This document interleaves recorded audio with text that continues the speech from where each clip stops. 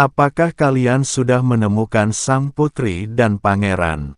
Kemana kedua anak ini pergi? Si lalat mengambil nafas dalam-dalam, mengatur suasana hatinya, lalu bertanya. Tuan kota, menurut laporan dari gerbang kota, sang putri dan pangeran telah kembali, dan mereka berdua keluar kota untuk bermain. Kata tetua agung itu, bajingan, beraninya kau keluar dan bermain di saat kritis seperti ini. Jika kita tertangkap oleh orang-orang dari Flying Tiger City, kita akan berada dalam posisi pasif. Aku akan memberi pelajaran pada kedua orang bodoh ini. Setelah berkata demikian, si lalat Gadfly bangkit dan pergi. Niu Li dan Niu Ben ada di ruangan saat ini. Niu Li memarahi saudaranya yang tidak patuh, kalian, ketika ayah datang, aku pasti akan memberimu pelajaran. Kamu ngotot lari keluar, pasti bikin ayah marah. Kakak, ayah mau memukulku, kamu harus melindungiku. Niu Ben juga sedikit takut.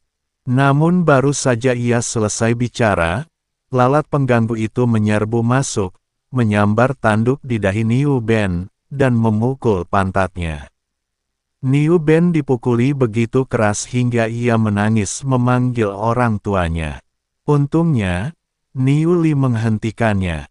Ingat, jika kau meninggalkan kota ini lagi, aku akan mematahkan kakimu. Kata si lalat dengan marah. Adikku juga keluar, kenapa kamu tidak memukulnya? Niu Ben menangis dengan sangat sedih. Kamu masih berani mengatakan akan memukulku. Niu Li melangkah maju dan memukul Niu Ben lagi. Niu Ben menangis semakin sedih. Dia dipukuli 2 kali berturut-turut, jadi bagaimana mungkin dia tidak menangis? Kalian berdua, kalian bahkan tidak bisa meninggalkan rumah besar ini. Banyak mata-mata dari kota Feilong yang telah menyelinap ke kota ini baru-baru ini. Jauhi orang asing di masa mendatang. Kata si lalat pengganggu. Ayah, kami bertemu seseorang di luar kota, dan adikku. Niu Ben ingin mengatakan bahwa mereka bertemu seseorang dan Niu Li memberinya token. Namun sebelum dia bisa menyelesaikan kata-katanya, Niu Li menendangnya dan memotong perkataan Niu Ben. Niu Li, apa yang baru saja dikatakan saudaramu? Tanya si lalat. Kami bertemu beberapa biksu dari sekte pemandu jalan di luar kota, dan saya menghajar mereka. Niu Li berkata tergesa-gesa. Tidak apa-apa bagimu untuk melawan para biksu yang baru saja dibawa ke sini, tetapi jangan memprovokasi yang lain. Kamu masih perlu melatih keterampilanmu. Setelah si lalat berkata demikian, ia berbalik dan pergi. Melihat ayahnya pergi, Niu Li meraih Niu Ben dan mulai memukul dan menendangnya lagi. Orang ini hampir memberitahu dia dan membuat dirinya dalam masalah. Tentu saja Niu Li tidak akan melepaskannya begitu saja. Setelah mengalahkan Niu Ben, Niu Li berpikir bahwa dia mungkin tidak akan bisa meninggalkan mansion tuan kota untuk sementara waktu. Jadi dia ingin menghubungi Chen Ping untuk melihat di mana Chen Ping dan yang lainnya berada, agar tidak disalahpahami oleh Chen Ping dan berpikir bahwa dia belum memenuhi tugasnya sebagai tuan rumah yang baik. Tetapi Niu Li mencoba segala cara namun tidak dapat menghubungi Chen Ping sama sekali, dan tidak dapat mengetahui lokasi Chen Ping. Bagaimana ini bisa terjadi? Ini seharusnya tidak terjadi. Wajah Niu Li penuh dengan kebingungan. Dia tidak tahu kalau Chen Ping sudah menggadaikan token itu sejak lama, dan token itu disegel, jadi Niu Li tidak bisa menemukannya. Di dalam penginapan, Hu masih berjuang.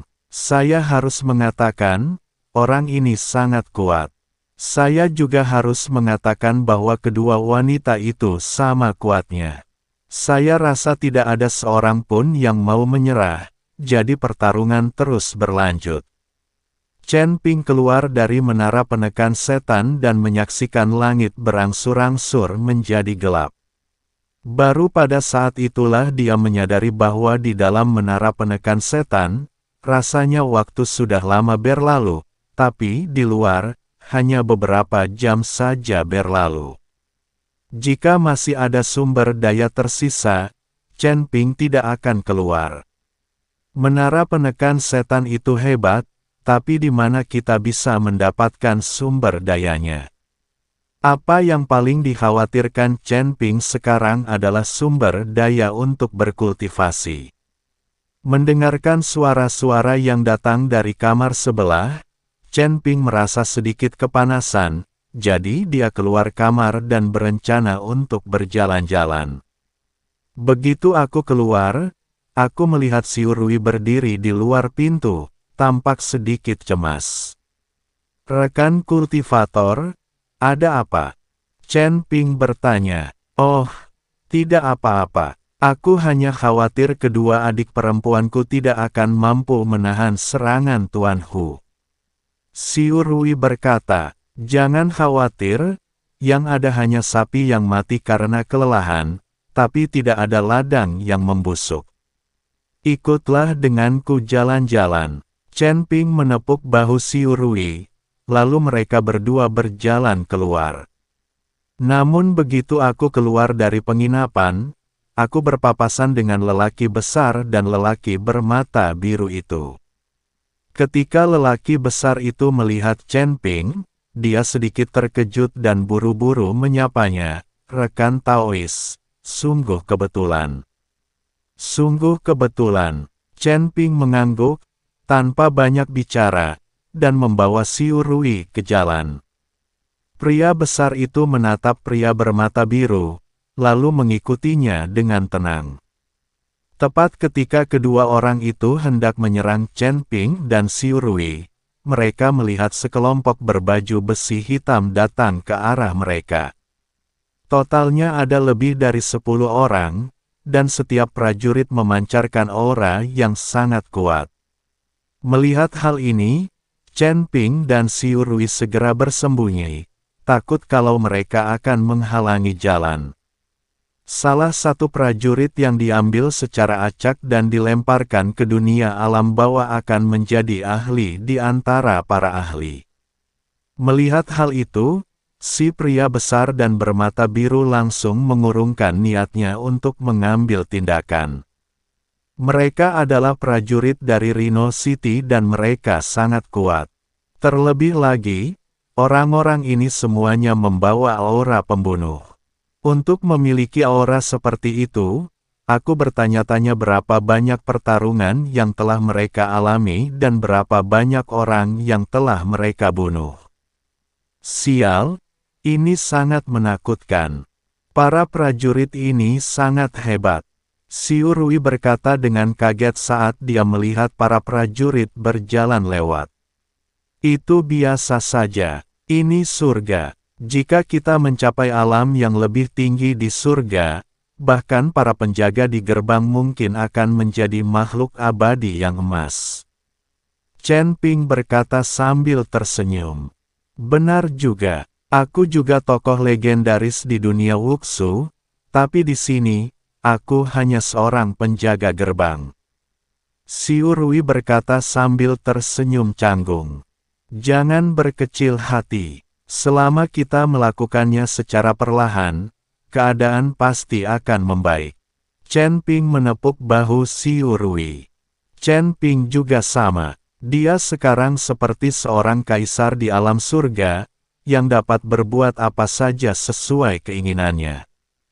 Tetapi ketika mereka sampai di sini, mereka masih sangat berhati-hati dan akan bersembunyi ketika melihat sekelompok tentara. Saat malam tiba, api besar berkobar di sekitar Rhino City, menerangi seluruh kota seterang siang hari. Jalanan ramai dengan orang, dan terasa seperti kehidupan pasar. Di sebuah lapangan besar, ada panggung setinggi 100 meter, yang di atasnya dua pria sedang bertarung. Ada kerumunan orang di sekitar, bersorak terus-menerus, dan tim tentara menjaga ketertiban. Chen Ping dapat mengetahui sekilas bahwa panggung ini pasti dibuat secara resmi dan tidak mungkin merupakan arena yang dibangun secara pribadi.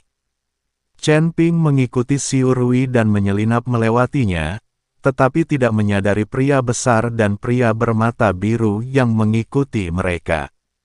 "Kakak, ini buat apa?" Setelah Chen Ping masuk, dia menemukan seorang pria paruh baya dan bertanya. Pria paruh baya itu melirik Chen Ping dan berkata, "Apakah kamu baru saja dituntun ke sini oleh Dao besar?" "Ya, ya, ya." Chen Ping mengangguk berulang kali. "Ini adalah sebuah kompetisi. Jika kamu memenangkan pertandingan, kamu bisa mendapatkan 50 koin peri. Hanya ada 10 pertandingan setiap hari. Jika seseorang dapat memenangkan ke-10 pertandingan tanpa kalah, ia dapat memperoleh hadiah 1000 koin peri. Dan ada juga kesempatan untuk memasuki rumah penguasa kota dan bergabung dengan tim tempur penguasa kota." Pria paruh baya itu menjelaskan. Apa yang mereka pertengkarkan, pukulan dan tendangan, persis seperti perkelahian anak-anak. Xiu Rui tidak dapat menahan tawa ketika dia melihat dua orang berkelahi di peron. "Apa yang kau tahu? Ini adalah kompetisi yang paling jantan. Hanya kekuatan tubuh yang diperbolehkan. Seni bela diri dan aura tidak diperbolehkan. Kami, klan Bisman, menghormati kekuatan. Yang kami pertandingkan adalah siapa yang memiliki kekuatan lebih besar dan siapa yang memiliki tubuh lebih kuat." Pria paruh baya itu menatap Xiu Rui dengan ketidakpuasan dan berkata. Ketika Xiu Rui mendengar ini, dia tersenyum canggung. Lagi pula, dia bukanlah seorang Bisman dan tidak mengerti hal-hal ini. Akan tetapi, para Bisman memuja kekuatan, dan masing-masing dari mereka mengambil peran yang sangat kuat sebagai contoh.